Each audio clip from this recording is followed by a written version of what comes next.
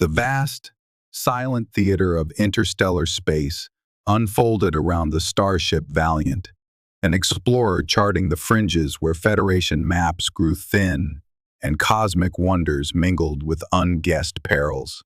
Within its engineered shell, Commander Elias Wren stood on the bridge, a figure sculpted by duty and the endless night between worlds. His gaze, steady and assessing, swept across the holographic displays depicting the ship's trajectory through the Kepler's Reach sector, a region known for its dense nebulae and biologically rich, yet largely uncatalogued, planetary systems. The Valiant wasn't a warship, nor a diplomatic cruiser. Its purpose was discovery, specifically the meticulous study and cataloging of alien flora, a mission deemed essential by Federation Science Council directives, though often overshadowed by more dramatic geopolitical currents. This specific assignment, probing the unique ecosystems of Kepler's Reach, had necessitated the inclusion of a specialist whose presence subtly altered the ship's established rhythms, the Vidari xenobotanist, Lyra. Lyra hailed from Vidar Prime, a world whispered in Federation circles to be more garden than planet, where life pulsed in forms humans struggled to comprehend. Her appearance aboard the predominantly human vessel was striking, almost jarring. She possessed large, multifaceted optical sensors, deep pools of obsidian that seemed to drink the ambient light, rarely reflecting the sharp illuminations of the ship's corridors. Her skin held the pale, cool hue of ancient moss clinging to shaded stone, and her limbs were long, slender, moving with an economy and fluidity that felt both graceful and alien. She maintained a distance, a self-imposed isolation, finding solace and purpose within the carefully controlled biosphere of the ship's arboretum, rather than the forced social proximity of the crew lounge or mess hall. Her quietude and distinct otherness fostered an undercurrent of unease among the Valiant's complement, a low hum of speculation and wary curiosity that rarely breached the surface, held in check by the palpable expectation of professionalism emanating from the command chair. Elias Wren did not permit prejudice to take root on his vessel. He had, after all, personally requisitioned a Vidari specialist for this leg of the journey. He understood that navigating the complex, potentially hazardous botanical landscapes of Kepler's Reach required an expertise far beyond standard human xenobotany. The Vidari possessed unique sensory capabilities, an intuitive, almost symbiotic understanding of plant life that bordered on the mystical to human perception. From the moment Lyra arrived, Elias made a conscious effort to integrate her, treating her not as an assignment or a specimen, but as a senior science officer, a crucial mind contributing to their shared endeavor. He frequented the Arboretum, ostensibly for progress reports, but lingered, asking questions that probed beyond the surface data, showing genuine fascination with the strange, vibrant life forms unfurling under Lyra's patient cultivation. He observed the intricate, silent dialogue she seemed to conduct with pulsing fungi and light-sensitive crystalline growths, the almost reverent way her long, multi-jointed fingers adjusted nutrient flows or micro-atmospheric pressures. Behind the unsettling alienness of her features, he discerned a profound intelligence, a quiet resilience forged by a life deeply intertwined with the non-human world. His own conduct, marked by unwavering courtesy and professional respect, set a clear boundary. He made no grand speeches about tolerance. He simply embodied it, and the crew, observing their commander, largely fell into line, their initial wariness slowly softening into cautious acceptance. Their early communications were necessarily technical, focused on spectral analysis of alien pollens, atmospheric toxicity reports from probe drones, the potential biohazards of newly discovered epiphytes clinging to meteoritic debris. Elias learned to interpret Lyra's unique communicative bandwidth.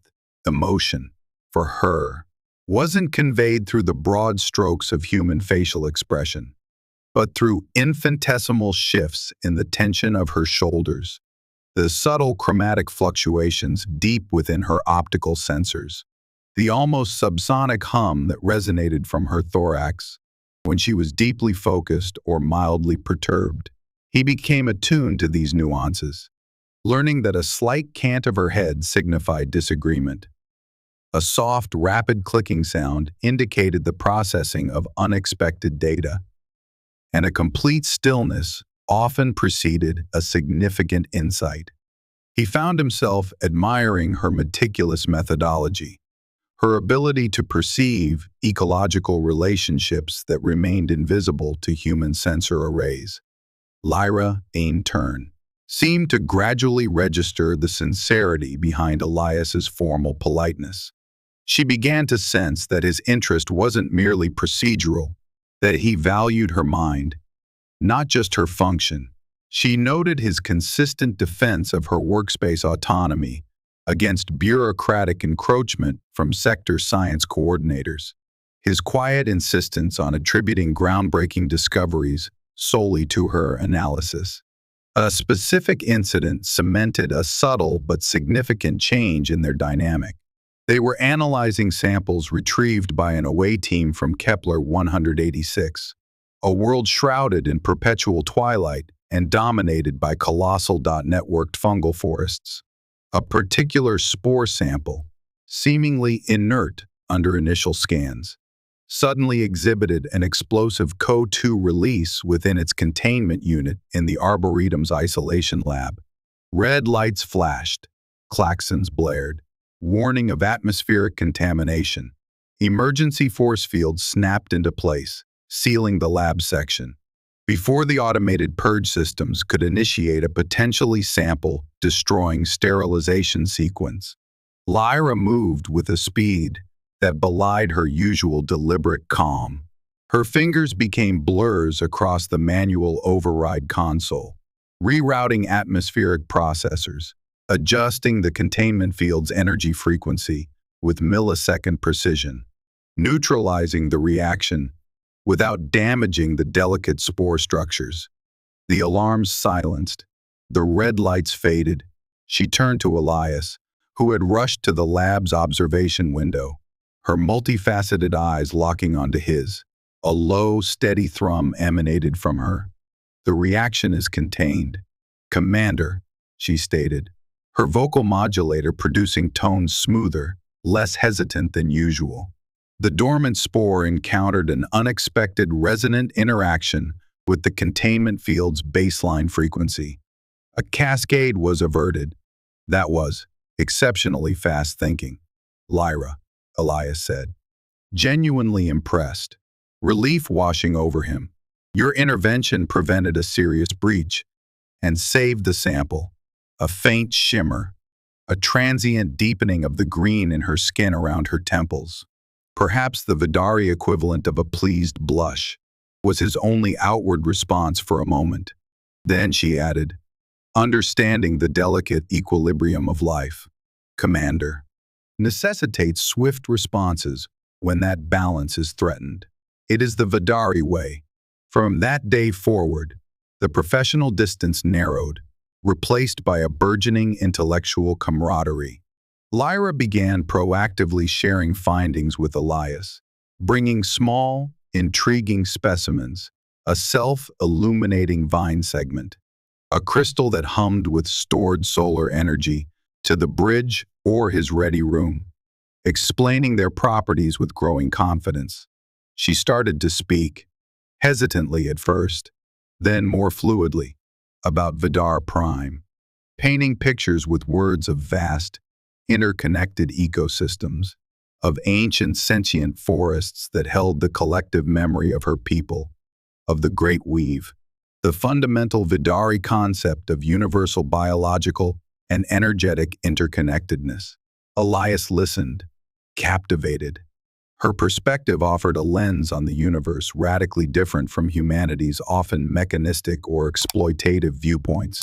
He found himself sharing aspects of Earth's natural history, describing rainforests, coral reefs, the migration patterns of birds, surprised by the unexpected comfort he found in relaying these terrestrial wonders to an entity from so far away. Genuine amusement first bridged the species gap during a comparative discussion on nutrient ingestion. Elias was attempting, somewhat awkwardly, to describe the human tradition of celebratory feasts, particularly the concept of intentionally preparing complex, multi-ingredient meals purely for pleasure. Lyra, whose species derived sustenance directly through bioosmosis and carefully calibrated nutrient solutions, found the entire process, especially the inefficiency and ritualistic aspects, utterly baffling. Her confusion manifested as a series of soft, resonant chimes that echoed musically in the arboretum's humid air. The sound was so unexpected, so genuinely light, that Elias found himself laughing. A deep, unreserved sound that surprised them both. In that shared moment of levity, another layer of formality dissolved. They discovered other shared ground, a mutual fascination with complex mathematical patterns, whether found in the spiral arms of galaxies or the venation of an alien leaf, a shared respect for elegant, efficient systems, biological or technological, a quiet understanding of the profound solitude that came with exploring the immense, indifferent cosmos. He respected her penetrating intellect and her unwavering ethical core regarding the treatment of all life forms. She, it seemed, came to value his steady leadership, his quiet integrity, and his refusal to judge her by human standards. A unique, unspoken affinity grew between them, a connection woven from shared responsibilities, late-night data analyses, quiet philosophical debates under the glow of strange alien suns filtered through the viewports, and the silent acknowledgement of finding a kindred spirit in the most unexpected of places. The subtle evolution of the commander's relationship with the Vidari specialist did not escape the notice of the Valiant's crew. The hushed speculations in the corridors didn't vanish entirely, but their tone shifted. Fear and mistrust yielded to a grudging acknowledgement of Lyra's competence, then to open curiosity, and finally, among many, to genuine respect. Seeing her work alongside the commander, witnessing her solve complex biological puzzles that stumped human science teams, hearing her contributions acknowledged in official mission briefings, all this gradually eroded the ingrained otherness that had initially isolated her. Elias facilitated this integration discreetly, assigning cross-disciplinary teams that required Lyra's input, ensuring her findings were disseminated widely, creating opportunities for informal interaction during shared off-duty shifts in the observation lounge. He saw the Valiant not just as a vessel of exploration, but as a potential crucible for genuine interspecies understanding, a small-scale test of the Federation's highest ideals. Lyra, sensing the gradual thawing of the social climate, began to cautiously emerge from her professional shell. She occasionally joined small groups in the mess hall, sampling synthesized human beverages with tentative sips, her large eyes observing the boisterous human interactions with quiet intensity. She even learned a few human board games, proving surprisingly adept at strategy, her logical mind quickly grasping patterns and probabilities. One cycle, following a particularly demanding survey of a planet orbiting a volatile binary star system, a mission involving navigating treacherous radiation belts and analyzing extremophile organisms thriving in geothermal vents, Elias retreated to his quarters, mentally and physically fatigued. The ship settled into its designated night cycle, the main corridor lights dimming to a soft blue glow. As he reached his door, He found Lyra waiting, standing motionless in the subdued light, an unusual tension in her posture. Her multifaceted eyes seemed deeper, more reflective than usual, capturing the faint emergency lighting strips along the floor. "Elias," she began, the use of his first name still carrying a significant weight, her voice a low vibration that barely disturbed the corridor's quiet hum.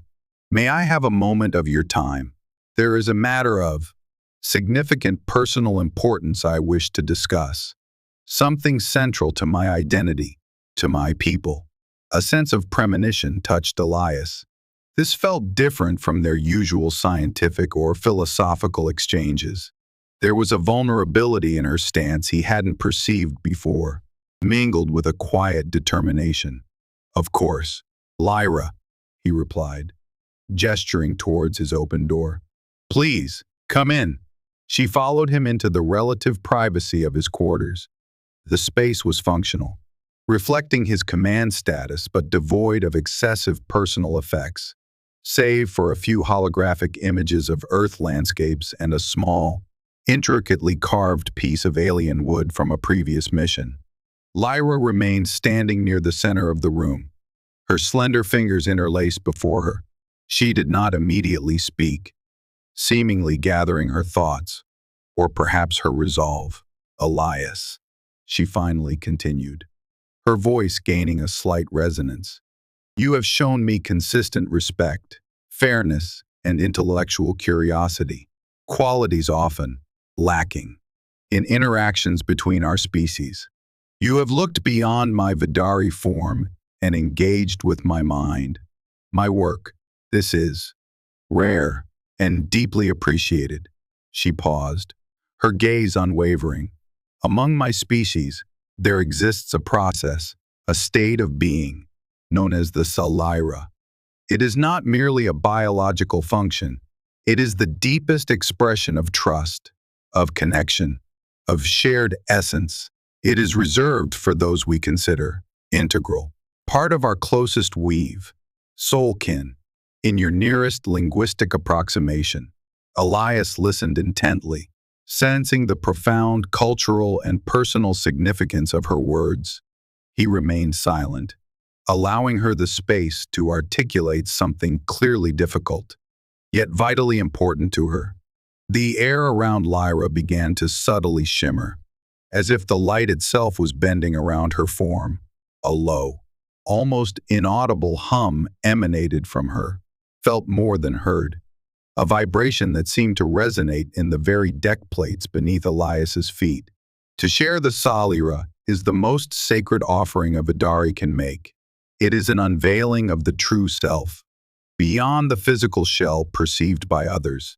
It is an act of profound vulnerability, signifying a bond that transcends mere alliance or friendship. Her pale moss-green skin started to suffuse with an inner light, a soft phosphorescence originating deep within her torso and spreading outwards, like dawn breaking beneath her skin. The transformation was not alarming or monstrous, as some xenophobic holonovels depicted alien metamorphoses. It was utterly mesmerizing, an unfolding of breathtaking, otherworldly beauty. Her form seemed to soften, contours becoming less defined, more fluid, as if she were momentarily blurring the line between energy and matter. The pale green deepened, shifting through emerald and jade hues, finally settling into a radiant, luminous viridian that pulsed with gentle energy. Across this living canvas, intricate patterns began to bloom like spectral tattoos, swirling galaxies of silver light, delicate lattices of gold, flowing rivers of sapphire blue. They weren't static markings, they moved, shifted, flowed across her skin in time with the low hum that now filled the room, a visible manifestation of her life energy, her emotional state, her very essence. Elias realized he was witnessing the legendary Zol lights of the Vidari, rarely, if ever, seen by non-Vidari, biological proof of an immense inner world. Even her multifaceted eyes changed, The complex, insectoid structure resolved, melting into orbs of warm, liquid gold, radiating an almost unbearable sincerity, trust, and profound vulnerability. The guarded, reclusive botanist was gone, replaced by this being of light and grace. She was still recognizably Lyra, yet infinitely more, her true self revealed in a cascade of living light. She slowly extended a hand toward him, the soul lights swirling around her fingers like captured stardust.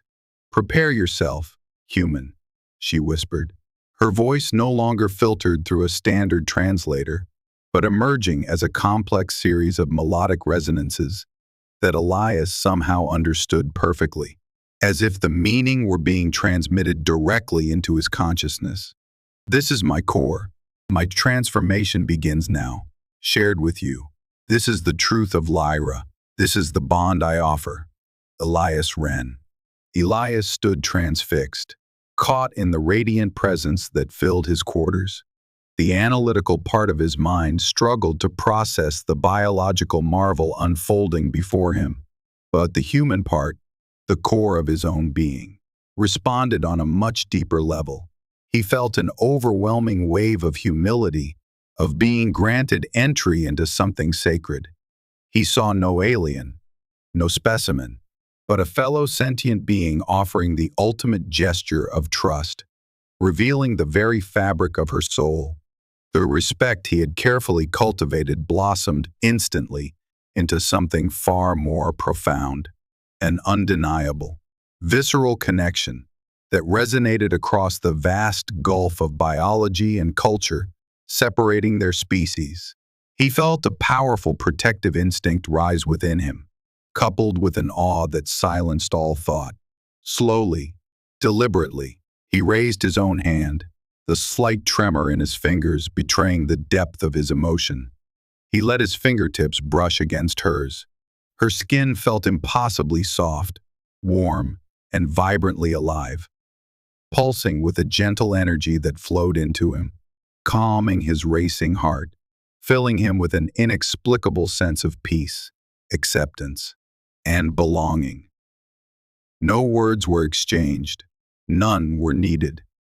In the quiet sanctuary of the commander's quarters, aboard a starship adrift in the cosmic ocean, surrounded by the soft glow of Vidari soul lights and the distant hum of the vessel's life support, an unbreakable bond was forged in silence and light. He saw her, truly saw the being within the form, and in the depths of her luminous golden eyes, he felt, for the first time in his solitary command, completely and utterly seen in return. The universe outside, with its nebulae and mission parameters, faded to insignificance, leaving only the two of them, suspended in a moment of profound, transformative connection. This newfound intimacy, this shared secret of light and trust, settled into a quiet rhythm between them in the subsequent weeks. Their interactions retained professional decorum on the bridge and in official settings, but in the shared glances across a crowded mess hall, the lingered moments in the arboretum, discussing a particularly fascinating symbiotic relationship between a crystalline fungus and a nitrogen-fixing lichen, or the late-night shared analysis of sensor logs in Elias's ready room. There was an unspoken depth, a comfortable silence that spoke volumes more than words. Lyra seemed more grounded, the slight tension that had always resided in her posture easing, replaced by a quiet confidence. Elias found himself feeling less isolated in the burden of command, knowing he had not just a brilliant scientist, but a true confidant, a partner who understood the pressures and wonders of their existence in a way no human crew member fully could. The crew, while unaware of the specific nature of the Lyra transformation, sensed the shift. The commander and the Vidari specialist were clearly closer, their intellectual synergy now underscored by a palpable mutual regard that commanded respect rather than suspicion. The Valiant continued its methodical exploration of Kepler's reach, uncovering worlds teeming with bizarre life, navigating ion storms, and meticulously charting anomalies. The bond between its human captain and its Vidari botanist, a silent, steady anchor in the vast unknown. This period of relative tranquility, however, proved to be the calm before a significant storm.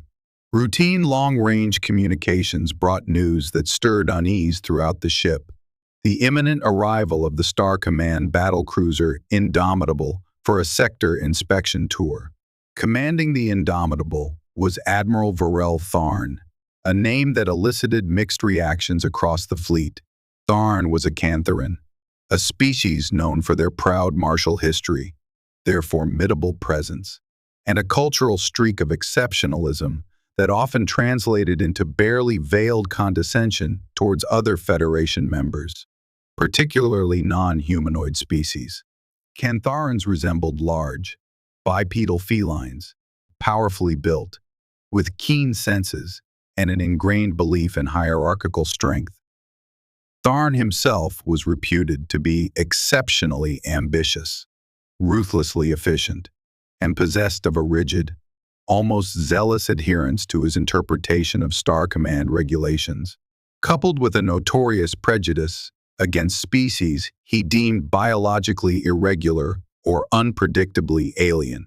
Elias knew Tharn by reputation, a flag officer who climbed the ranks through political maneuvering as much as tactical brilliance, known for favoring Cantharan officers and viewing interspecies cooperation with deep skepticism. The prospect of his inspection filled Elias with a quiet dread, not for his ship's readiness, but for the potential friction his command philosophy, and specifically Lyra's presence, might generate. The Indomitable dropped out of warp with imposing precision, dwarfing the Valiant, its gunmetal gray hull bristling with weapon emplacements. Admiral Tharn beamed aboard with a small entourage of similarly stern-faced Cantharan officers, his arrival preceded by an almost palpable wave of arrogant authority. Tharn was even more imposing in person than his file suggested, tall for his species, his fur a sleek charcoal black, his uniform adorned with decorations, his yellow, slitted eyes sharp and missing nothing. He moved with a predator's calculated grace, his initial tour of the Valiant's bridge conducted with curt nods and minimal interaction with the human crew, whom he seemed to regard as necessary but unremarkable fixtures. His gaze, however, lingered on Lyra, who stood at her science station monitoring atmospheric data from a probe. It was a look devoid of curiosity, filled instead with cold assessment, like a biologist examining an unusual insect before deciding whether to pin it to a board. The inspection was rigorous, bordering on punitive. Tharn and his team dissected every aspect of the Valiant's operations, from engine efficiency ratios and weapons readiness drills, which Tharn criticized as adequate, for an exploration vessel to crew proficiency logs and supply manifests. Minor deviations from standard procedure were flagged, trivial discrepancies magnified. Tharn seemed determined to find fault. His scrutiny intensified when he reached the Arboretum. He walked through the carefully tended alien flora, his lip curled slightly in distaste at the humid air and earthy scents. He directed sharp, rapid-fire questions at Lyra, challenging her classification methodology, questioning the containment protocols for potentially hazardous species, dismissing her detailed genetic sequencing reports as a speculative. He made pointed remarks about the inherent security risks of maintaining such a diverse collection of unstable alien biologicals aboard a Federation starship.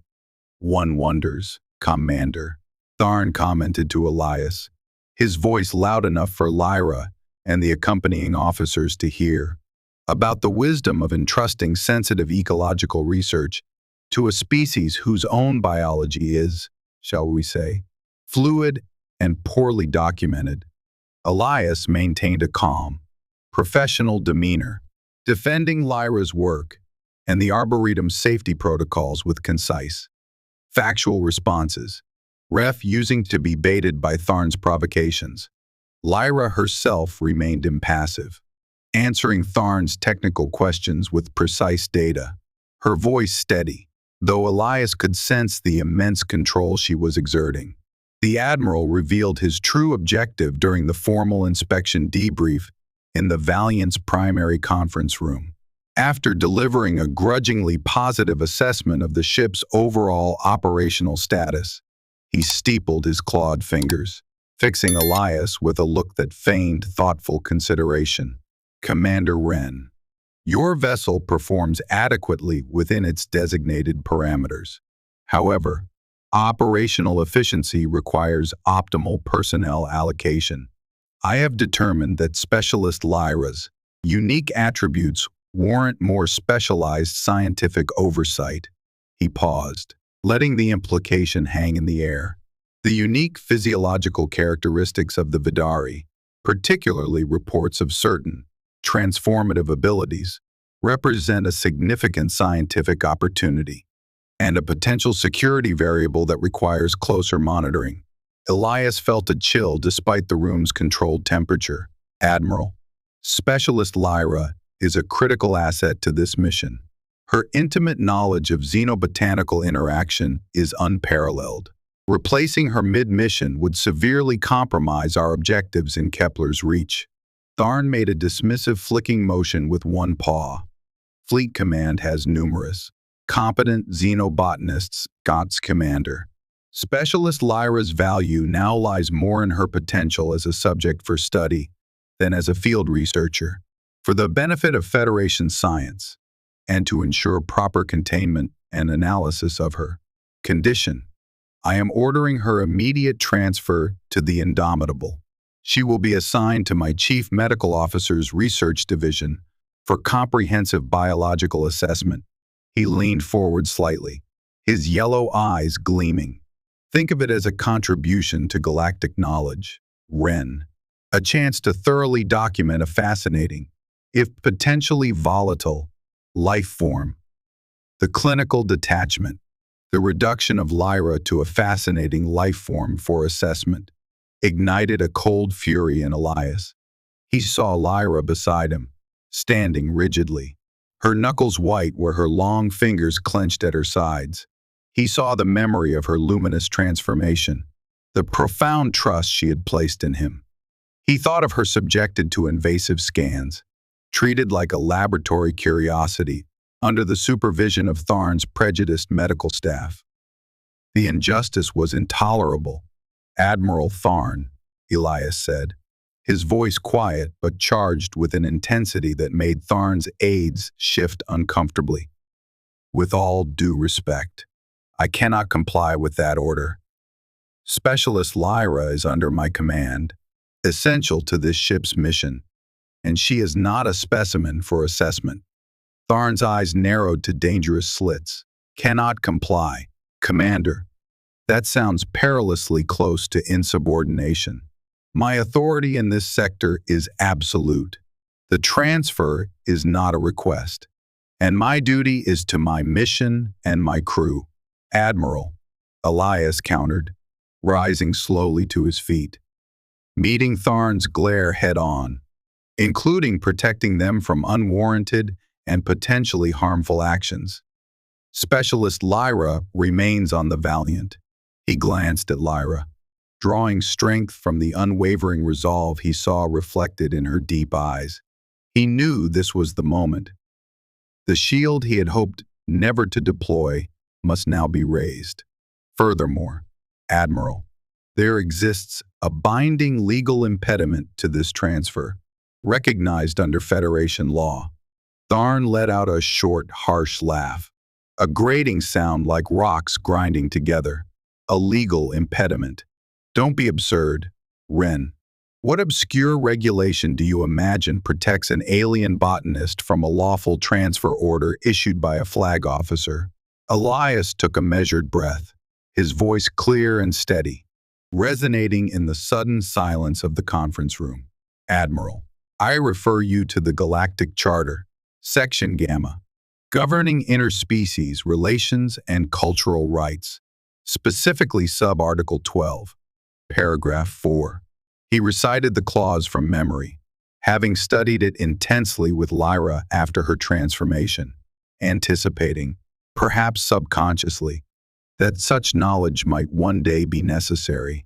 It states that unique species-specific ceremonies or biological processes recognized as constituting formal pair bonding within that species' culture shall be afforded legal recognition and protection under Federation interspecies union statutes, provided the act is voluntary and consensual. He paused, letting the words sink in before delivering the critical blow. Weeks ago, Specialist Lyra voluntarily undertook the Salira, the most sacred Vidari rite of union, sharing her essential self, her soul light, with me, according to immutable Vidari tradition and explicitly covered by Sub-Article 12. This act constitutes a legally binding spousal bond.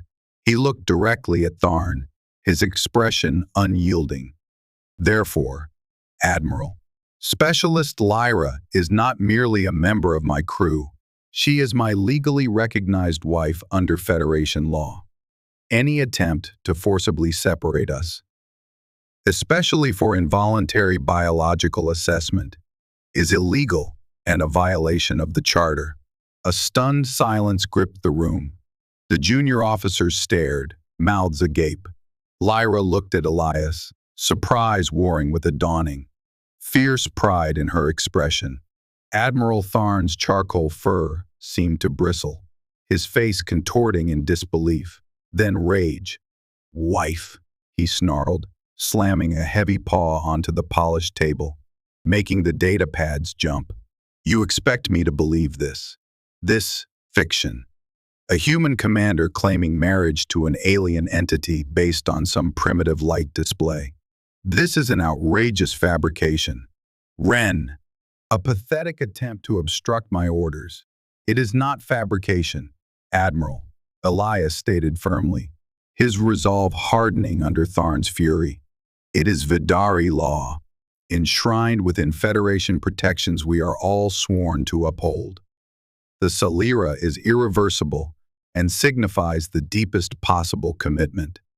Lyra offered it freely. I accepted. The bond is real, recognized by her people and, according to the Charter, by the Federation." He held Tharn's furious gaze. "You cannot legally order the transfer of my spouse for involuntary study. The High Council will tear this ludicrous claim apart," Tharn spat, his voice thick with contempt. "They will see this for the sham it is. Then we will present our case to the High Council." "Admiral," Elias replied, his voice ringing with conviction, "we will allow the highest legal body in the Federation to interpret the Charter and rule on the validity of Vidari customs and interspecies unions. But until they do, Specialist Lyra remains aboard this vessel, under my protection, as my wife." Lyra, moving with quiet dignity, stepped slightly forward to stand fully beside Elias. She reached out, and her hand, gloved but radiating a faint warmth, Elias could feel even through the fabric, rested firmly on his forearm. It was a simple gesture, but in the charged atmosphere of the room, it was a powerful declaration. Solidarity, partnership, defiance. Tharn glared at them both, his yellow eyes burning with frustrated rage. He knew he couldn't physically seize Lyra without escalating the situation into a major diplomatic and legal crisis with potentially career-ending consequences. He drew himself up, his voice tight with menace. "Very well, Commander. You wish to appeal to the Council. So be it. But prepare yourself. I will expose this farce, and I will see you stripped of your command for this insubordinate mockery." He turned sharply, his entourage falling into step behind him, and stormed out of the conference room, leaving Elias and Lyra standing together in the sudden, heavy silence. The gauntlet thrown down, the battle for their future, and perhaps for a fundamental principle of the Federation itself, now joined.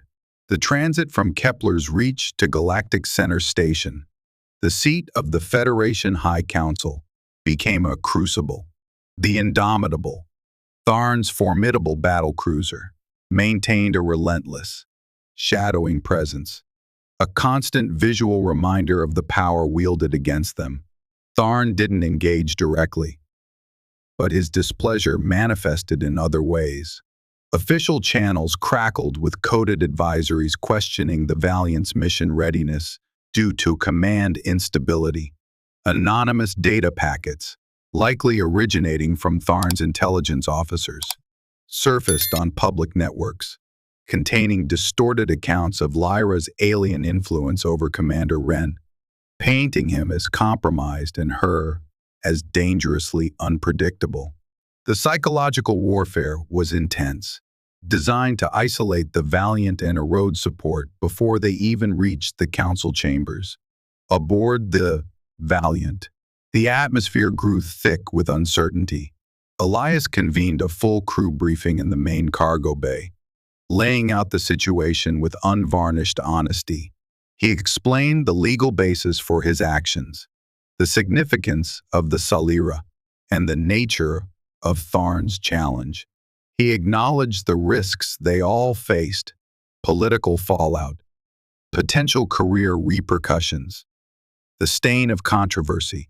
I understand this places the Valiant, and all of you, in a difficult position, he concluded, his gaze sweeping over the assembled faces, human and the few other non-humans assigned to the ship. Admiral Tharn wields considerable influence. But this is about more than just Specialist Lyra and myself. It's about whether the Federation's promise of equality and respect for diverse cultures is just rhetoric, or if it has real teeth. It's about whether prejudice can be allowed to override law and basic decency. I will not abandon a member of my crew, or my partner, to injustice. But I will understand if any of you feel compromised. The response was mixed, but hearteningly supportive overall. Lieutenant Commander Eva Rostova, Elias's stoic Vulcan first officer, stated calmly, "Commander, your adherence to Federation law and ethical principles is logical and commendable. Tharn's actions appear predicated on species bias, which is illogical and detrimental to Federation unity. This crew will uphold its duties under your command." Others voiced similar support, some recalling past encounters with Cantharan arrogance, others simply trusting Wren's judgment. A few remained quiet, their anxieties visible, but none requested transfer.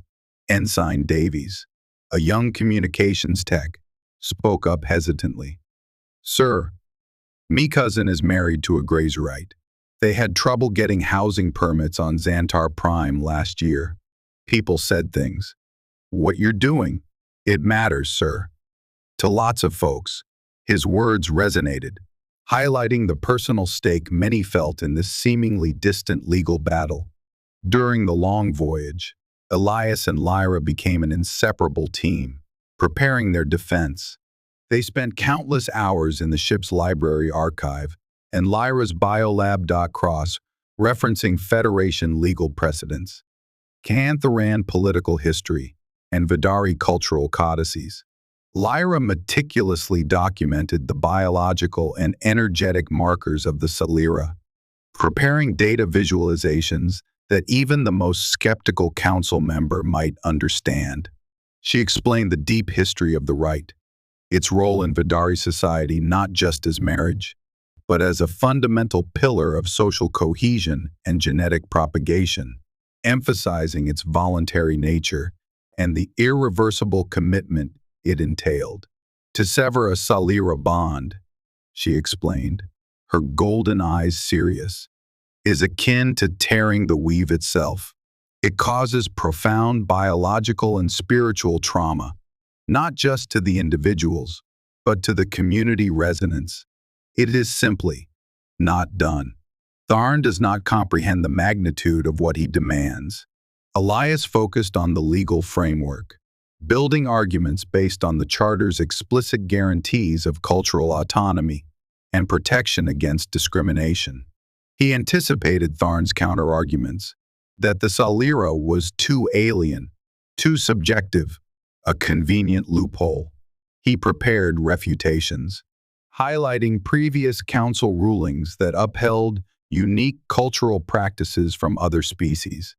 Even when poorly understood by the human majority, they role-played potential questioning, challenging each other's assumptions, strengthening their case point by point. The intense collaboration, the shared vulnerability and determination, deepened their connection exponentially. They learned to read each other's micro-expressions, anticipate each other's needs, offer silent support during moments of doubt or frustration. The threat they faced forged their bond into tempered steel. Meanwhile, news of the impending Ren Vidari case, as the infosphere dubbed it, spread rapidly. Hollow news outlets debated the legal nuances, ethicists weighed in on interspecies morality, and extremist groups on both sides spewed vitriol. Crucially, however, messages of solidarity began to arrive, bypassing official channels through encrypted civilian networks. An elderly Vulcan philosopher sent a message praising Elias's logical adherence to principle over political expediency. A retired Andorian fleet captain shared his own story of battling prejudice when he adopted orphan Zindi children. A coalition of Betazoid empaths offered to provide testimony regarding the emotional authenticity of the bond they could sense even across light years, should the council permit it. These messages were lifelines, reminding Elias and Lyra they weren't alone in their fight. Then came the most significant communication. A heavily encrypted file arrived, routed through multiple anonymizing relays, flagged with the access code Thorn. Inside was a personal message from Dr. Eris Thorn, the progressive Cantharon exobiologist Elias knew by reputation. Thorn expressed his deep concern over Tharn's actions, confirming that the admiral was a key figure in the Purist Claw, a xenophobic faction within the Cantharon hierarchy, obsessed with maintaining Cantharon dominance and deeply suspicious of biologically divergent species. Thorn provided startling evidence, intercepted communications and financial records, suggesting Tharn wasn't just prejudiced. He had actively lobbied for increased funding for alien biological containment and weaponization studies, specifically mentioning Vidari energy modulation capabilities as a potential power source or weapon. His interest in Lyra wasn't just scientific curiosity or bigotry, it was strategic resource acquisition. Thorn explained his personal risk. Exposure meant exile or worse from Cantharan society. He revealed his own secret. His life partner and research collaborator for over 2 decades was Dr. Lena Petrova, a human astrophysicist. They had kept their relationship hidden due to Cantharan societal pressures. Tharn represents the antithesis of the Federation's ideals, Thorn wrote. His actions threaten not only you and specialist Lyra, but the very possibility of genuine interspecies collaboration and understanding. The kind Lena and I have dedicated our lives to, albeit discreetly. Use this information carefully. I cannot testify openly, but perhaps the truth can find its own voice. The revelation of Tharn's hidden agenda, coupled with Thorn's personal sacrifice in sharing it, added a dangerous new dimension to the conflict, raising the stakes immensely. It wasn't just about marriage rights anymore. It was about preventing the potential exploitation and weaponization of an entire species. As the Valiant finally dropped out of warp near Galactic Center Station, a colossal structure glittering with the lights of countless civilizations. Elias felt a surge of adrenaline. The station command network requested they proceed to designated docking coordinates, separate from the military berths used by Tharn's Indomitable. As they navigated the complex traffic patterns, a small Swift courier vessel, unmarked but flying Federation diplomatic codes, matched vectors with them. A tight beam transmission came through. Commander Wren. Specialist Lyra. We represent the Interspecies Alliance Support Network. We have secured gallery passes for allies wishing to attend the hearing. You are not alone. Stand firm. Looking out the main viewport, Elias saw dozens of small civilian ships, representing myriad species, holding position nearby, a silent, watching flotilla of support. The fight was about to move to the Federation's highest stage. The High Council chamber was designed to inspire awe and convey the immense power and diversity of the Galactic Federation. Tiered levels rose towards a vaulted ceiling depicting constellations from founding member worlds. Representatives from hundreds of species filled the designated seats and observer galleries, beings of crystal, gas, silicon, and flesh. A kaleidoscope of life reflecting the vastness of the Federation itself. The air hummed with anticipation, a mixture of political maneuvering, legal debate, and raw curiosity. At the chamber's focal point stood the petitioner's podium, currently occupied by Elias and Lyra. Facing them, on a raised dais, sat the 12 members of the High Council, a panel embodying the Federation's complex tapestry, the stoic Vulcan elder T'Prina, known for her impeccable logic, the gruff but fair-minded Andorian General Krax, the eloquent Bolian Ambassador Trella, a master of diplomatic nuance, a towering, crystalline Xylosan philosopher, a representative from the aquatic cetacean species communicating via complex sonar interpreters, and significantly, Counselor Vorlag, a Cantharan traditionalist whose stony expression revealed nothing of his potential leaning. Though he conspicuously avoided eye contact with Admiral Tharn, seated nearby with his legal counsel, Admiral Tharn presented his arguments first, his voice echoing with practiced confidence and authority. He portrayed Elias as a capable but emotionally compromised commander, unduly influenced by an alien entity whose biology remained fundamentally unknowable and therefore untrustworthy. He stressed the imperative of scientific rigor and security, arguing that Lyra's unique physiology, especially her transformative abilities, represented an unacceptable variable aboard a starship operating in sensitive sectors. He painted the Lyra claim as a desperate, last-minute fabrication, a manipulation of an obscure cultural right to circumvent lawful military orders. This council cannot allow personal attachments, particularly those formed with exotic species, to undermine the chain of command and established protocols. Tharn declared, his gaze sweeping the council, appealing to their sense of order and security. To validate this bond would set a dangerous precedent, opening the door to frivolous claims and potentially jeopardizing Federation interests. He subtly played on latent fears of the unknown. The other, portraying Lyra not as an individual, but as a representative of potentially dangerous alien power. When Elias stepped forward to respond, a hush fell over the chamber. He spoke calmly, his voice steady, projecting sincerity rather than rhetoric. He began by methodically detailing Lyra's exemplary service record, her crucial scientific contributions, her professionalism under pressure. He then addressed the Lyra directly, not defensively, but with reverence.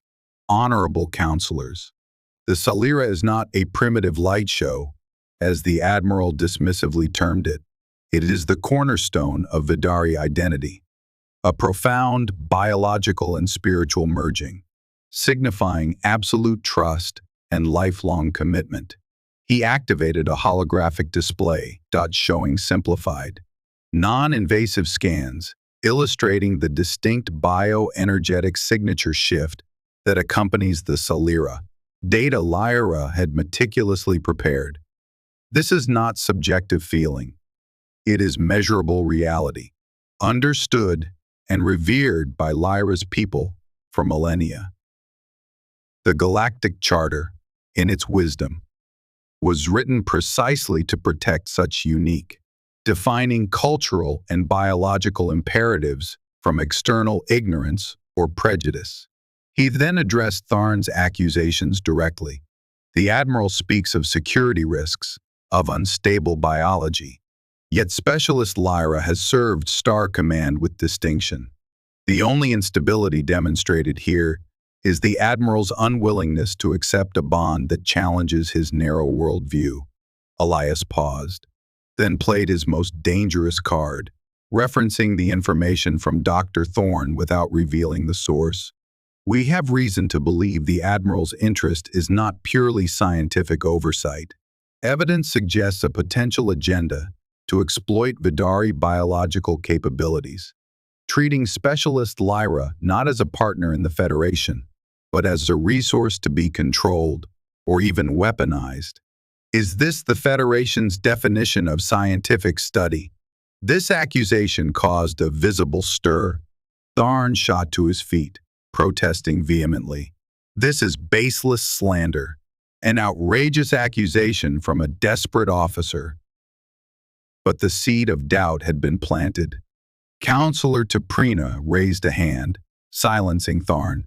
Commander Wren, you make a serious claim. Do you have concrete evidence? The evidence is circumstantial but points to a pattern. Counselor, Elias replied carefully.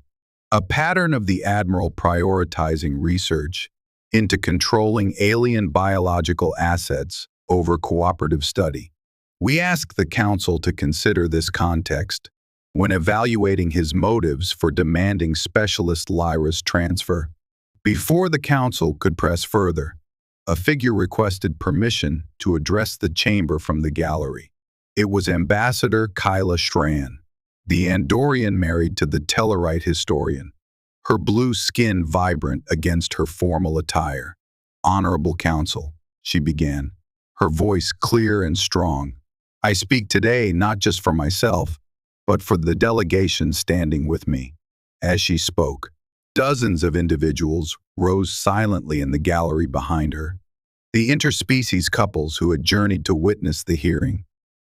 Human and Vulcan, Bajoran and Trill, Bolian and Ferengi, a living mosaic of connection across cultural divides. We represent the promise of this federation. We have all faced whispers, obstacles, prejudice. Commander Wren and Specialist Lyra's bond, forged in trust and recognized by Vidari law, is legitimate. To deny it under the Charter is to invalidate the very principle of unity and diversity that binds us all.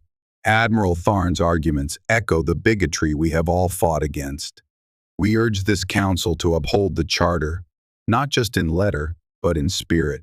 Their silent, collective presence was more powerful than any legal argument. Finally, Lyra stepped forward. She did not invoke the Lyra's light, choosing instead to speak as herself, the scientist, the Vidari, the partner. Her voice, modulated to resonate clearly in the vast chamber, held a quiet power. I am Lyra of Vidar Prime. My people perceive the cosmos through the great weave. The Lyra is our most sacred thread in that weave, binding two souls in light and life. I chose Elias Wren. He accepted. This bond is my truth. She looked directly at Admiral Tharn, her multifaceted eyes holding his hostile glare without flinching. You see me as a specimen, Admiral, a resource, a threat. Elias sees me. The Federation Charter promises protection for my culture, my identity, my bond. We ask only that the Federation honors its own promise. Her simple, profound sincerity resonated deeply, cutting through the layers of political maneuvering and legal jargon. The council retreated for deliberation. The wait was agonizing. Elias and Lyra stood together, drawing strength from each other's presence, watched by the silent gallery of supporters. When the counselors returned, Elder Taprina delivered the verdict. The High Council has weighed the evidence, the testimony, and the applicable statutes of the Galactic Charter. We find that the Vidari Salira has a culturally and biologically significant right of union, falls unequivocally under the protections of Section Gamma, Subarticle 12. The bond between Commander Elias Wren and Specialist Lyra is hereby affirmed as a legal union recognized by the Federation. A collective gasp and murmur of relief went through the supporters. Taprina continued, her gaze fixing on Tharn. Consequently, Admiral Tharn's order to transfer Specialist Lyra for involuntary assessment is deemed unlawful and is rescinded. Furthermore, the evidence suggesting motives beyond legitimate scientific inquiry, specifically potential species exploitation, is deeply concerning. This council orders a formal inquiry by the Inspector General's office into Admiral Tharn's command decisions and his potential affiliation with factions promoting species hierarchy, actions contrary to Federation principles. This pronouncement struck like lightning. Tharn visibly recoiled, his face paling beneath his dark fur. The threat of a formal investigation, potentially uncovering his purest claw connections and weaponization agenda, was devastating. Justice, it seemed, would have sharp teeth. Taprina concluded. This case has also highlighted deficiencies in the consistent application of protections for interspecies families. A special commission will be formed immediately to strengthen and clarify these rights across all Federation territories and commands. Admiral Tharn, stripped of his prize and facing career annihilation, offered no further argument. He turned stiffly and exited the chamber, his entourage scrambling behind him, the aura of arrogant authority replaced by the stench of defeat and fear. Elias turned to Lyra, relief flooding him. He reached for her hand, no longer caring about protocol or appearances. She met his grasp, her fingers warm, and through their bond, he felt a wave of shared triumph, peace, and overwhelming love. They had faced the storm and emerged into the light, their union validated, their accuser facing justice, and a new precedent set for countless others across the stars. The return journey aboard the Valiant was vastly different. The shadow of the Indomitable was gone, replaced by messages of congratulations pouring in from across the Federation.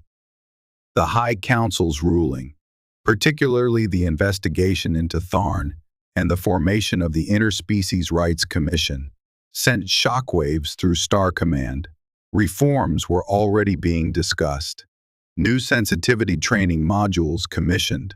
Elias and Lyra had become reluctant celebrities, their case study dissected in legal seminars and ethics classes.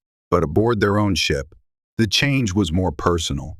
Crew members who had been hesitant before now offered open smiles. Congratulations, even apologies for any past coolness. Ensign Davies shyly presented Lyra with a carefully synthesized Terran rose, a gesture that made her Vidari equivalent of a smile, that soft inner glow, bloom warmly. Life settled into a new normalcy, richer and more fulfilling than before. Elias and Lyra continued their work, exploring the remaining wonders of Kepler's reach, but now as acknowledged partners. Their collaboration deepened, blending human intuition and Vidari sensitivity into a uniquely effective approach to xenobotanical research. Lyra, secure in her place and her bond, interacted more openly, her quiet wisdom and unique perspective enriching the entire crew. She occasionally allowed the subtle shimmer of her soul lights to become visible during moments of shared scientific excitement or quiet contentment. No longer a secret to be guarded, but a natural expression of her state of being. Their shared quarters became a true synthesis of their worlds, holographic star charts mingling with softly glowing Vidari flora, human music playing softly alongside the resonant hum of Lyra's meditation crystals. They navigated the small, everyday adjustments of partnership, learning each other's sleep cycles. Lyra required less sleep, but entered deep meditative states. Dietary needs. Lyra synthesized nutrients from specific floral infusions Elias learned to prepare, and communication styles. Elias learned the 1,000 nuances of Lyra's chromatic shifts. Lyra mastered the perplexing art of human sarcasm. One evening, as the Valiant drifted silently near a breathtaking nebula that painted the view screen in strokes of cosmic violet and gold, Lyra stood beside Elias on the bridge's observation deck. She leaned slightly against him, a comfortable, familiar gesture now. "The inquiry into Tharn," she said softly, her voice a low melody. "They found the data logs Dr. Thorne provided, proof of his plans to replicate Vidari energy signatures for weapons." Elias nodded grimly. He was formally censured, stripped of flag rank, forced into retirement. Justice, of a sort. He looked at her, at the soft golden light in her eyes. Thorne took a huge risk. His identity was protected, thankfully. He defended the weave, Lyra murmured. He and his hidden partner. They understand connection. She turned fully towards Elias, her hand finding his. The soul lights on her skin pulsed gently, a soft emerald glow reflecting in his eyes. Our connection. Elias. It has resonated. It has changed things, perhaps more than we know. He looked out at the swirling stellar nursery, then back at Lyra, his heart swelling with a profound sense of rightness, of peace. We faced down prejudice, Lyra. We stood for the truth of our bond, and for the Federation's own ideals. And we won. He drew her closer, feeling the steady thrum of her life energy mingling with his own. The universe is vast and full of wonders.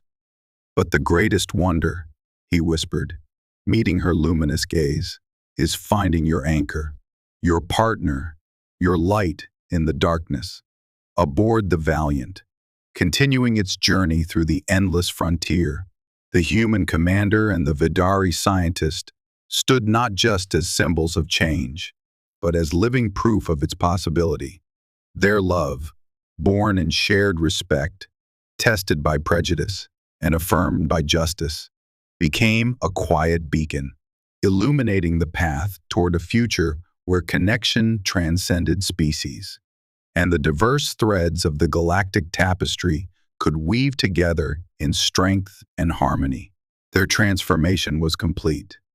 Not just Lyra's unveiling of light, but their shared journey from colleagues to soulmates, a testament to courage, vulnerability, and the enduring power of finding home in another's heart. No matter how different the star they hailed from, their happy ending was not just personal. It was a victory for the very soul of the Federation.